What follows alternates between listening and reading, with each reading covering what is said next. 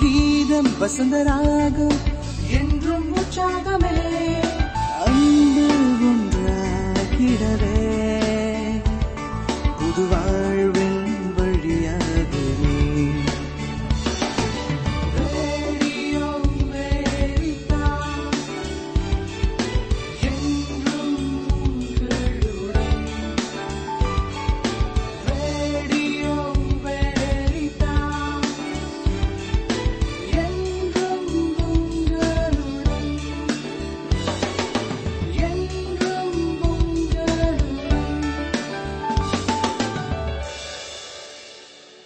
இறையேசுவில் அன்புமிக்க வெரிதாஸ் நேயர்களே அனைவருக்கும் வணக்கம்.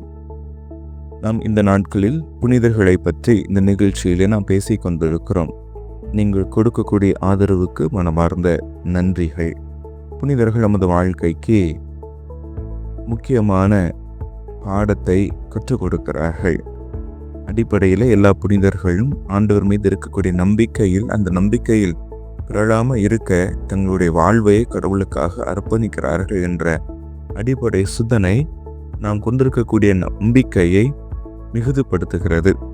அன்புக்குரியவர்களை, கடந்த பதிவில் அன்னை மரியாளுடைய விண்ணேற்பு பெருவிழாவை நாம் மகிழ்ச்சியோடு கொண்டாடி சில கேள்விகளை நான் கேட்டிருந்தேன். அந்த கேள்விகளுக்கு பதில் இப்பொழுது நான் சொல்கிறேன். முதல் கேள்வி, அன்னை மரியாளின் விண்ணேற்பை குறித்து தொடக்க காலத்தில் யார் யார் பேசினார்கள் என்ற கேள்விக்கு சரியான பதில் புனித ஜெர்மானுஸும் மற்றும் தமஸ்கு நகர் புனித யோவானும் பேசினார்கள் என்பது சரியான பதில்.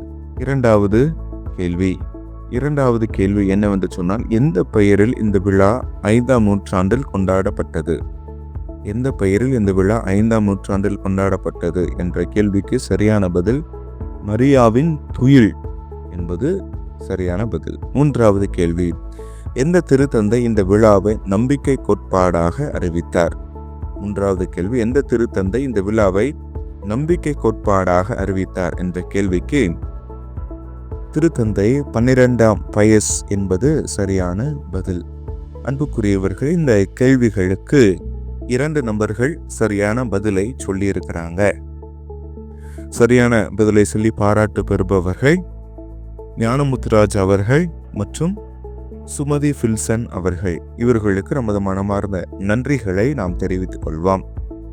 அன்புமிக்க வெரிதாஸ் நேயர்களே, இந்த நாளிலே தாய் திரு அவை அரசியான புனித கன்னி மரியா என்கிற விழாவை கொண்டாடி மகிழ்கின்றது. அதாவது அன்னை மரியாள் விண்ணக மன்னக அரசி என்கிற விழாவை பெரும் மகிழ்ச்சியோடு இன்றைக்கு கொண்டாடி மகிழ்கின்றது. இந்த விழாவினுடைய பின்னணி என்ன என்று நாம் பார்க்கிற பொழுது, புனித கன்னி மரியாவை விண்ணக மன்னக அரசியாக பாவித்து முறைப்படி விழா கொண்டாடுகின்ற வழக்கம் 1954ஆம் ஆண்டு திருத்தந்தை 12ஆம் பயஸால் ஏற்படுத்தப்பட்டது.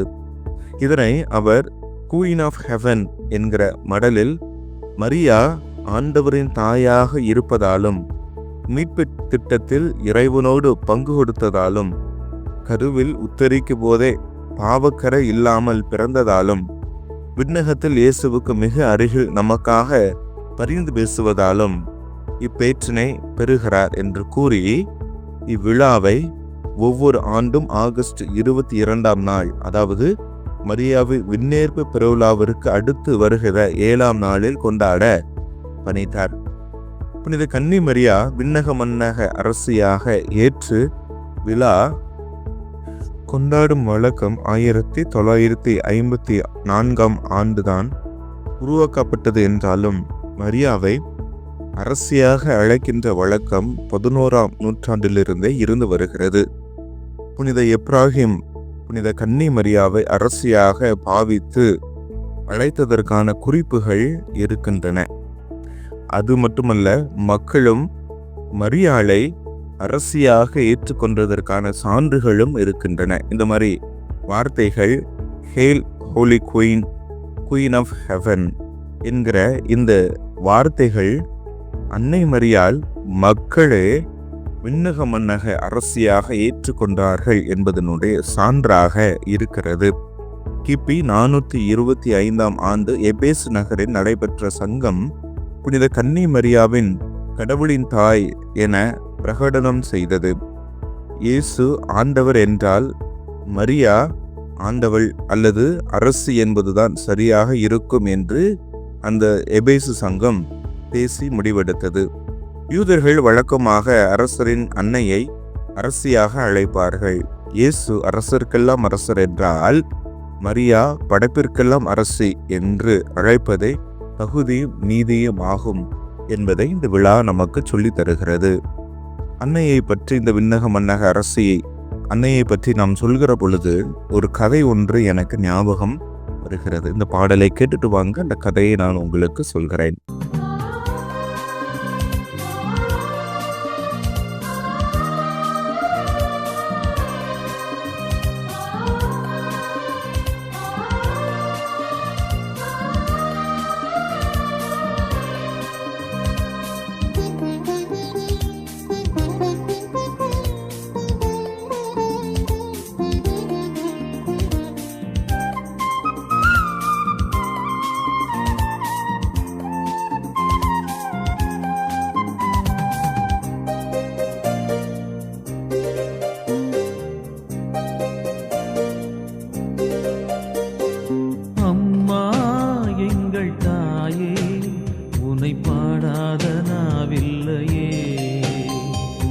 அருகே நீயும் வரவே உனை தேடாத நாளில்லையே.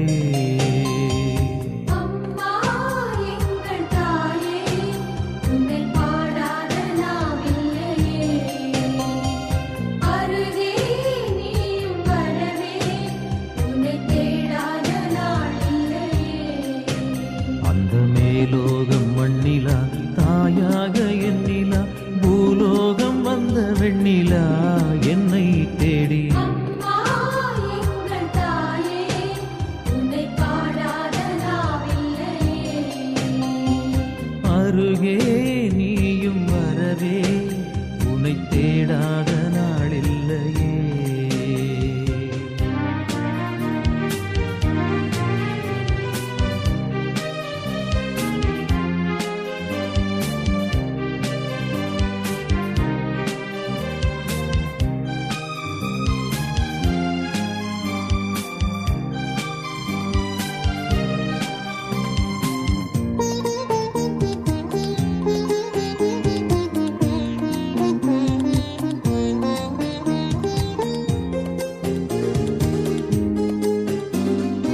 ஏழையின் கண்ணீர் இங்கு கரைந்தோடுதே.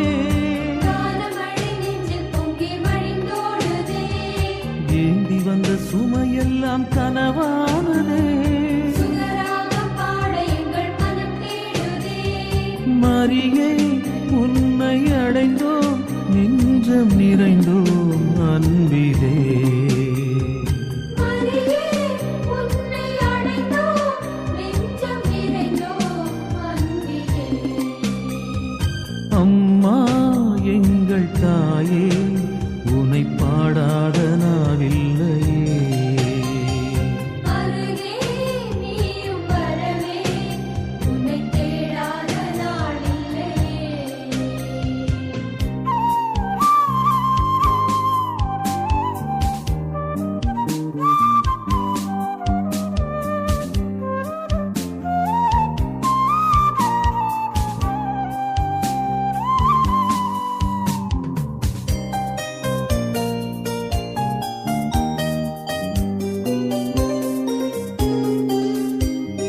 கோடான கோடி மக்கள் குறை தீரவே தினந்தோறும் தேடி வரும் தாய் நீ அல்லோ. கூடி வந்து திருப்பாதம் சரணாவதால் ஆனந்த கானம் இங்கு அலைபாயுதே. மலரே மலரும் நிலவே உள்ளம் மகிழ்ந்தோம் உன்னிலே. மலரே மலரும் நிலவே உள்ளம் மகிழ்ந்தோம் உன்னிலே. அம்மா எங்கள் தாயே உனை பாடாத நாவில்லையே. அருகே நீயும் வரவே உன்னை தேடாத நாளில்லையே. அந்த மேலோகம் மண்ணிலா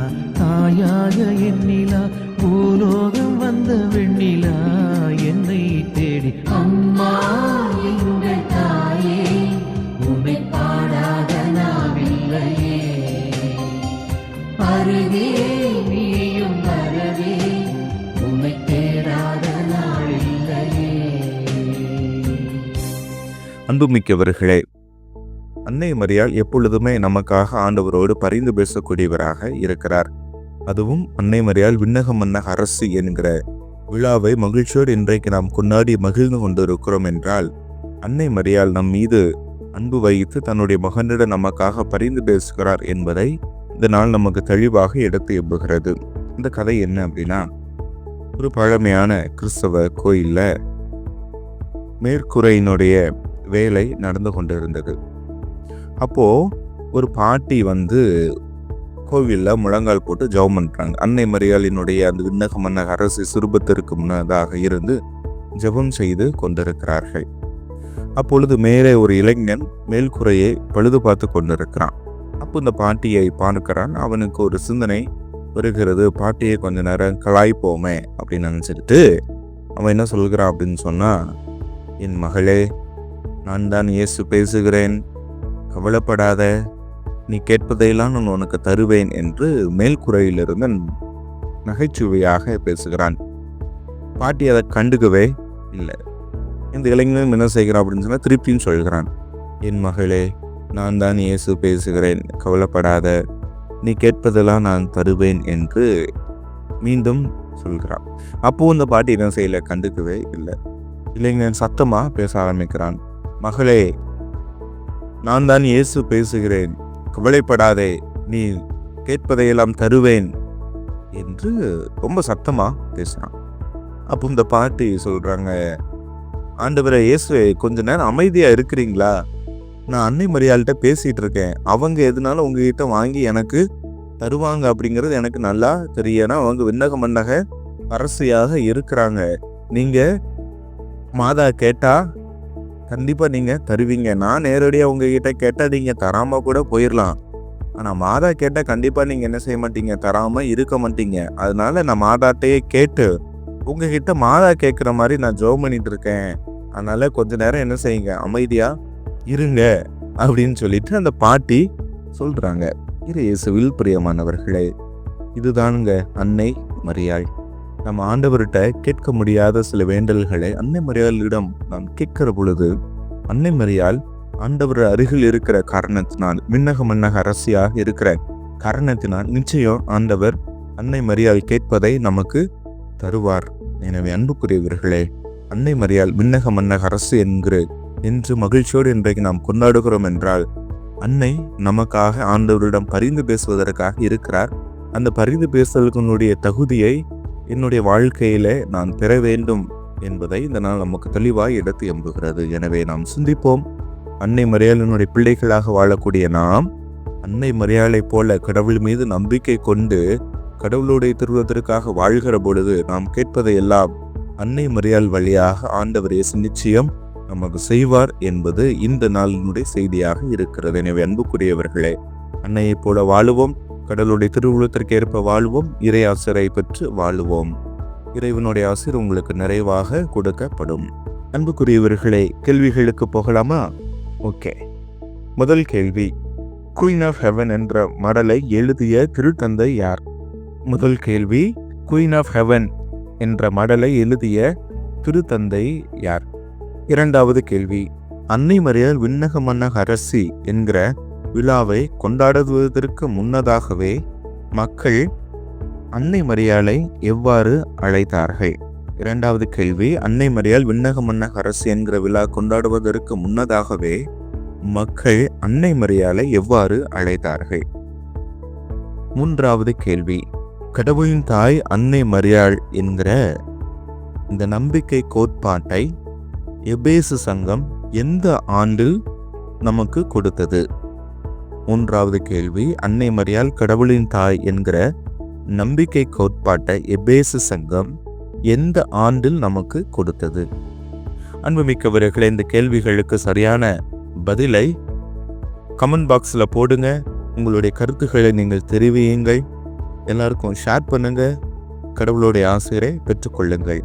மீண்டும் அடுத்த புனிதரை சந்திக்கும் வரை விடைபெறுகிறேன். நன்றி, வணக்கம்.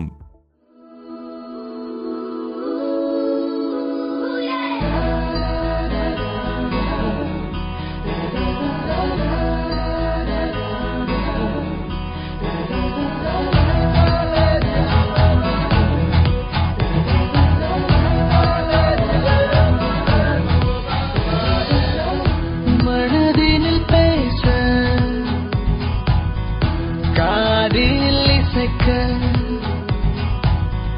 வாழ்க்கை முழுதும் மகிழ்வில் திளைக்க காலம் தோறும் நம் வாழ்நாள் தருமே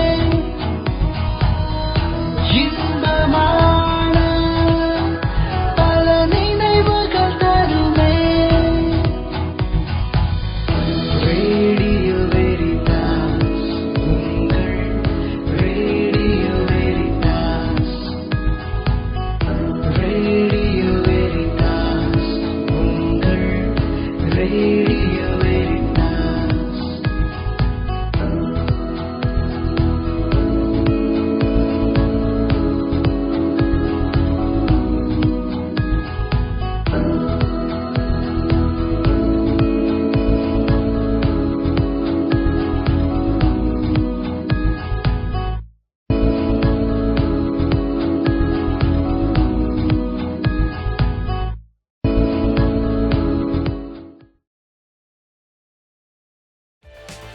ரேடியோ வெரிதாஸ் தமிழ் சேனல்ல இருக்க மேலும் பல வீடியோக்களை பார்க்க லைக் பண்ணுங்க, ஷேர் பண்ணுங்க, சப்ஸ்கிரைப் பண்ணுங்க, மறக்காம பெல் ஐக்கனை கிளிக் பண்ணிடுங்க.